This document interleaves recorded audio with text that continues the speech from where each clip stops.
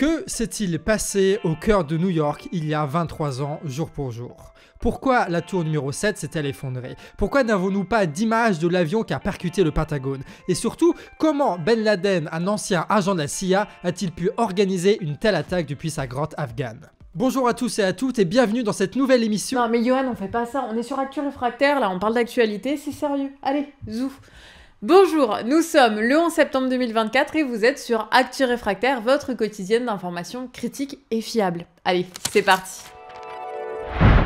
Dominique de Villepin a pris la parole, et en vrai, il fait quand même partie des hommes politiques qu'on écoute sans se dire que c'est un pourri. Bon, de Villepin, c'est un haut fonctionnaire et ancien ministre des Affaires étrangères de Chirac, devenu célèbre par son discours à l'ONU contre la guerre en Irak. Il est ensuite devenu Premier ministre et a tenté de faire passer le CPE, vous vous rappelez, le contrat première embauche qui précarisait encore plus les jeunes. Suite à un grand mouvement social, la loi, elle a été retirée et de Villepin a quitté le gouvernement. Voilà, donc c'est un homme politique qui a de l'expérience.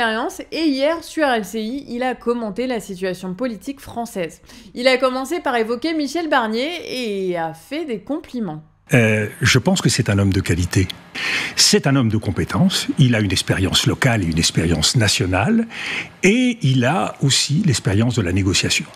Donc, il apporte un équilibre, ce qui a toujours été mon souhait. Apporter un équilibre à nos institutions. Bon, après, faut le comprendre, Villepin, c'est un diplomate, donc il commence par complimenter. Mais ensuite, il parle. Et il parle vraiment.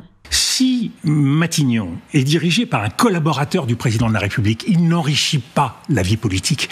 Il est en quelque sorte la voix que rapporterait un écho. Évidemment, Barnier a été nommé par Macron pour être indépendant et ne pas être juste un écho présidentiel, bien sûr. Mais par la suite, Villepin va encore plus loin. Voilà Michel Barnier, issu d'un parti, les Républicains, qui a fait 5,4% au premier tour des législatives, qui a 47 députés, qui est soutenu, avec des conditions, par le parti présidentiel.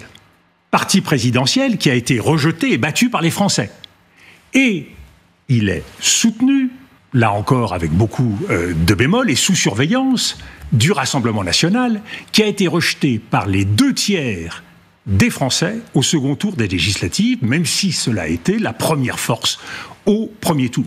Donc vous voyez que nous sommes dans une situation qui est quand même un peu curieuse. Ouais, bon, dit comme ça, on se rend compte que Barnier, il n'a pas une légitimité très très solide. Et pourquoi Macron a-t-il choisi Barnier et pas le NFP? Bon, Macron, il dit que c'est parce que Castex n'aurait jamais eu une majorité, mais De Villepin a une autre théorie. C'est est-ce qu'il élimine parce qu'il a peur qu'il ne parvienne pas à former un gouvernement, ou parce qu'il a peur qu'il réussisse, c'est-à-dire mettre en place une politique qui aurait détricoté la sienne. L'ancien ministre des Affaires étrangères a aussi son avis sur la politique économique. Et bon, il nous rappelle en même temps pourquoi il est dans le parti républicain, le parti de Barnier. Bien sûr, la politique de l'offre, il faut la faire. On a aujourd'hui, M. Mario Draghi qui a remis un rapport sur la compétitivité. Il est instructif. Il souligne la perte de compétitivité européenne, c'est vrai aussi de la France, et il souligne le fait que nous sommes en train de nous faire écharper par les États-Unis et par la Chine. Donc il y a des grands défis à relever. Mais il faut le faire dans l'ordre, selon des principes, et en faisant de la politique, et c'est-à-dire pas dans l'entre-soi, pas sur un coin de table avec des chiffres, mais en regardant les Français dans les yeux et en leur expliquant ce qui se passe. La politique de l'œuvre, c'est en gros l'État qui finance directement les grandes entreprises françaises. C'est ce que Macron a toujours fait et d'ailleurs il accélère cette tendance. C'est aussi ce que Barnier a confirmé en se présentant comme gaulliste. Dans ce contexte, en fait, ça signifie protéger les multinationales françaises, qui par ailleurs battent des records de dividendes, de la concurrence étrangère, pour qu'elles continuent à générer des profits records. Bon, et alors dans cette interview, même si on voit une critique de la méthode de Macron, il n'y a pas vraiment une alternative concrète à sa politique économique et sociale. C'est plus une critique diplomatique de la manière dont Macron nous parle plutôt que de ce qu'il fait réellement. Et Villepin finit avec un avertissement sur la composition du futur gouvernement, à garder en tête pour les jours à venir. Si vous avez dans ce gouvernement 2, 3, 4, 5 membres de l'ancien gouvernement, le risque, c'est d'avoir un gouvernement qui sera placé sous le sceau de la connivence. C'est pas un atout pour un Premier ministre qui arrive dans ces circonstances et qui doit être totalement indépendant. Parce que les Français veulent une alternative politique à la politique qui a été conduite par Emmanuel Macron.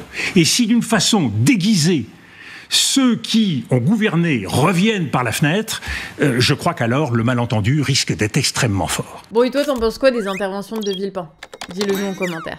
Et c'est au tour du point abonné. Nathalie nous a fait connaître la lutte du collectif Estuaire 2050, qui se bat contre une usine à saumon, comme nous, il y a pas si longtemps en Bretagne.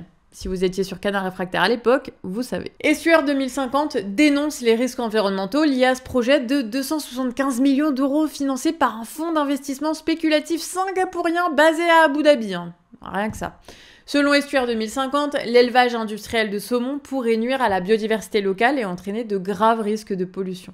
Les membres du collectif réclament une étude d'impact rigoureuse et la prise en compte des préoccupations des riverains. Ils soulignent que cette ferme, elle pourrait perturber l'équilibre fragile de l'estuaire. Et d'ailleurs, ils sont rejoints par les pêcheurs de l'estuaire et les ostréiculteurs dont les métiers sont gravement impactés par l'usine. Évidemment, l'industriel Pure Salmon porte plainte pour diffamation contre le collectif. C'est donc une affaire à suivre. Et si toi aussi tu veux nous partager une info locale, une info à côté de laquelle on serait passé, eh bien n'hésite pas à nous écrire sur actu@lecanardréfractaire.org avec un petit mot, un article de presse ou des propres photos ou vidéos. Allez, on passe à la suite. Aujourd'hui, on va faire une petite revue de presse sur le monde des entreprises en France, mais pas comme à la télé, promis. On commence avec un chiffre. Les entreprises mondiales ont versé 600 milliards de dollars de dividendes à leurs actionnaires au deuxième trimestre 2024. Donc c'est juste un trimestre sur l'année. Les montants distribués aux actionnaires, ils devraient dépasser donc les 1700 milliards de dollars. Est-ce que ça veut dire que l'économie, et en particulier les grosses boîtes, se portent bien ? Eh bien, pas forcément. En fait, le conseil d'administration choisit la part des profits qu'il distribue aux actionnaires. Et les actionnaires, ils peuvent donc décider de se verser de grosses dividendes, même si la boîte est en difficulté. Dans le même genre, le nombre de grands licenciements collectifs a triplé depuis 2020 et la dynamique n'est pas prête de s'arrêter. Partout en France, les entreprises réduisent leurs effectifs et déclenchent des plans de sauvegarde de l'emploi, PSE, qui, comme son nom l'indique, permettent de licencier plus de 10 personnes dans les grandes entreprises. Et les PSE, ça a été utilisé par Milly, une boîte de distribution de prospectus publicitaires. On a aujourd'hui 10 000 salariés de Milly, dont 1700 retraités qui sont obligés de bosser pour joindre les deux bouts, qui se retrouvent aujourd'hui sur le carreau. Le 9 septembre, la liquidation judiciaire a été annoncée pour l'entreprise. 5000 salariés avaient été visés pendant l'été par un fameux PSE. Et là, 5000 nouveaux licenciements viennent de s'y ajouter. Sauf que les salariés, ils travaillent souvent sur des périodes courtes et à temps partiel.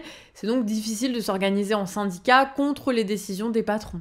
Entre 2019 et 2023, on est passé de 10,4 milliards d'imprimés à 5,7 milliards. Le secteur, il est en chute libre.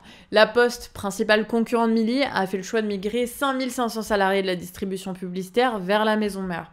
Bon, la question de la reconversion, elle se pose aussi à Milly, et elle aurait pu être prise en charge, mais les salariés vont être livrés à eux-mêmes sans protection sociale sérieuse. C'est le cas de Charles Tremblay, syndicaliste, qui déclare « Après 19 ans dans la boîte, je pars avec 5,5 mois de salaire comme indemnité ». Et pour continuer, on va parler d'une boîte qui a décidé de sortir du giron de ces grands groupes pour se transformer en coopérative. C'est donc 138 nouveaux salariés sociétaires qui ont repris la main sur l'usine Duralex d'Orléans en redressement judiciaire depuis le 24 avril. En 20 ans, l'usine de Verrey en est à son 5e repreneur. L'ancien directeur général du site est propulsé à la tête de la coopérative. Bon, la hausse des prix de l'énergie suite à la guerre en Ukraine a fait flamber la facture de Duralex qui a été obligé d'arrêter son four pendant plusieurs mois. Les ouvriers étaient alors au chômage partiel. L'État est chaud pour ce projet de scope, la Banque publique d'investissement a fait un prêt de 40 millions, la région Centre-Val de Loire apporte sa garantie bancaire et c'est reparti pour l'usine. Le minimum pour entrer au capital de la SCOP, c'est 500 €. Plusieurs salariés de différents postes ont donc décidé de sortir cette somme de leurs économies. Et ça donne espoir, comme pour Maria, qui travaille au conditionnement depuis 5 ans et qui dit « Avant, la Maison Française du Verre aspirait une grande partie des bénéfices vers la maison mère et ne laissait rien à Duralex. Avec la coopérative, on pourra décider collectivement des investissements à réaliser. » 138 salariés sur les 230 que compte le groupe ont souscrit à la SCOP pour un total de 60 000 €. Courant octobre, les salariés sociétaires vont se réunir en assemblée générale pour élire le futur comité directeur. Bon, pour l'instant, ce sont les anciens directeurs industriels et financiers qui dirigent par défaut. Et donc on verra s'ils sont prêts à partager le pouvoir. On termine ce tour d'horizon par une bonne nouvelle. Aux États-Unis, les salariés de Boeing menacent une grève et obtiennent une augmentation des salaires de 25% sur 4 ans. Et si le préavis de grève est levé, les salariés toucheront une prime de 3 000 $ par an. Donc voilà pour cette édition. Bon, on a beaucoup parlé d'entreprise, c'est peut-être un peu déprimant, mais on essaie de se rappeler que ce sont des batailles qui se mènent tous les jours, hein, que ce soit contre les patrons ou avec les patrons pour changer les modes de gestion. C'est aussi l'occasion de rappeler qu'on est plus fort en collectif, que ce soit pour se syndiquer ou pour faire une COP par exemple. Chez nous, on est une association et on dépend entièrement de vos dons. Alors si t'as appris des choses aujourd'hui et que tu veux nous permettre de continuer, eh bien tu peux devenir tipeur ou tipeuse pour le canard. Le lien, il est juste là. En tout cas, n'hésitez pas à nous dire ce que vous en pensez en commentaire ou en nous écrivant. Prenez soin de vous et je vous dis à demain 18 h pour la prochaine Actu Réfractaire. Ciao!